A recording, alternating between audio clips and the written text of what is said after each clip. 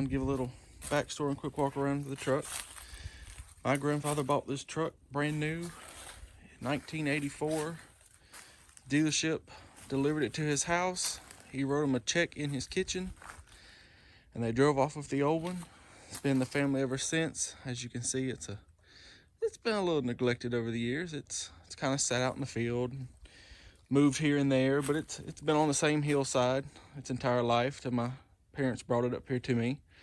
So ultimately the goal is to get it back on the road. It's been about it's probably been about 10-15 years since it's actually driven on public roads. It's probably been about 6 since it's ran.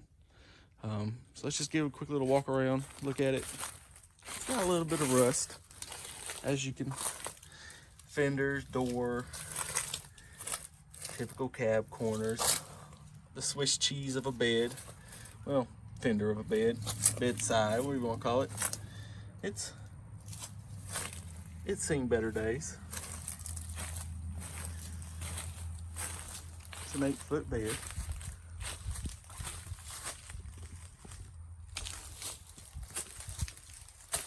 The side is pretty much exactly the same. Just kind of rotted out, typical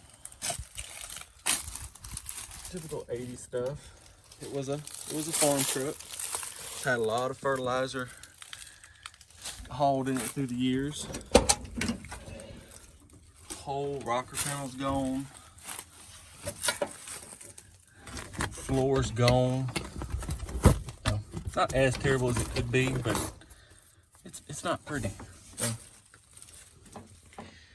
inside of it's original, as you can see. It's missing its radio, which that's me. I took it out because I needed a part off of it.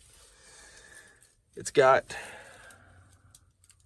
82,838,000 original miles. Headliner, yeah, not in the best of shape, but we'll get it there. It's gonna be a process. Yeah, let's not talk about that. It's rough. Not as rough as it could be, I guess, but it's seen better days. I do believe the bed also has some rot to it, but we'll fix that. We'll get there. So overall, it could be worse, could be better. From about 40 feet away, it don't look terrible. It's when you get up close to it, it's when it looks bad. So, like I said, I just want to give it a quick walk around, tell you a little bit about the truck, and we'll get it there. It'll get to where it needs to be.